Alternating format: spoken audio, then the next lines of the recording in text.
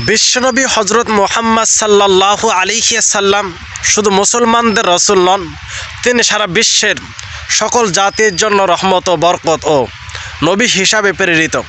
এই জন্য বলা হয় হুদাল নাস, সকল জাতির জন্য পথ প্রদর্শক। তাই যারা মুসলমান কিংবা যারা ইসলাম ধর্মে অন্তর্ভুক্ত তারা শুধু হজরত মুহাম্মদ সাল্লাল্লাহু আলাইহি সাল্লামকে নবী হিসাবে মানলে হবে না, আর তারা শুধু নিজেদের নবী হিসাবে হজরত মুহাম্মদ সাল্লাল্লাহু আলাইহি সাল্লামকে তাদের নবী হিসাবে দাবি করা উচিত না। তিনি হলেন সকল জাতির জন্য একজন রহমত ও বরকত।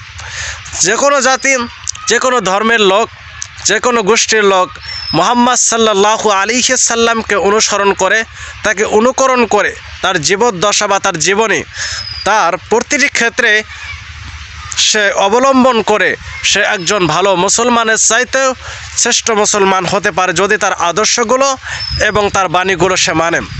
তাই কখনো মুসলমানদের উচিত নয় হজরত মুহাম্মদ সাল্লাল্লাহু আলাইহি সাল্লাম নিজেদের নবী হিসাবে মানা।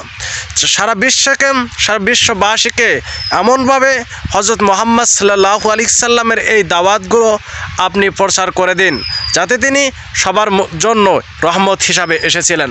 বিশ্বনবী মুহাম্মদ সাল্লাল্লাহু আলাইহি সাল্লাম এই জাতিকে ঐক্যবদ্ধ করার জন্য, এই জাতিকে শান্তি শৃঙ্খলতার মধ্যে ফিরিয়ে আনার জন্য, এই জাতিকে একটি গোষ্ঠীতে পরিণত করার জন্য, এই জাতিকে জাহান্নাম থেকে বাঁচানোর জন্য তিনি এই দুনিয়াতে এসেছিলেন।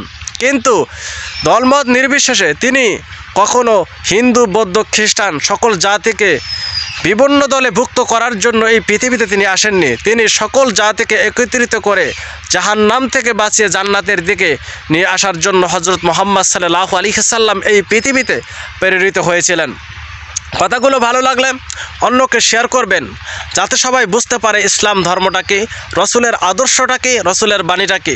শুধু মুসলমানদের মধ্যে রসুলের সীমাবদ্ধতা নয়, সারা বিশ্বের মধ্যে তার সীমাবদ্ধতা থাকতে হবে।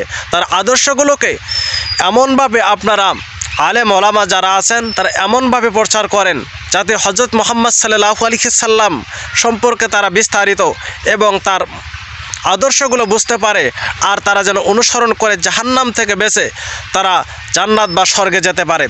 এই রকম ইচ্ছা কামনা, প্রশান্তি এবং প্রলোভন করে এই জাতিকে জাগ্রত করতে হবে।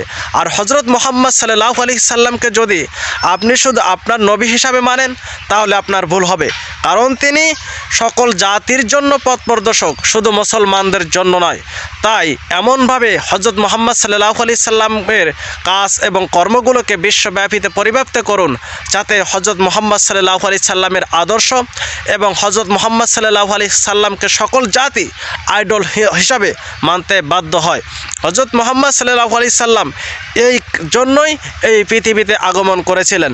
তিনি এমন একটা সময় পদার্পণ করেছিলেন যে সময়টা ছিল জাহিলিয়াতের যুগ। যদি পরবর্তীতে সময় পাই এই বিষয়ে আপনাদেরকে একটি ভিডিও দেওয়ার চেষ্টা করব।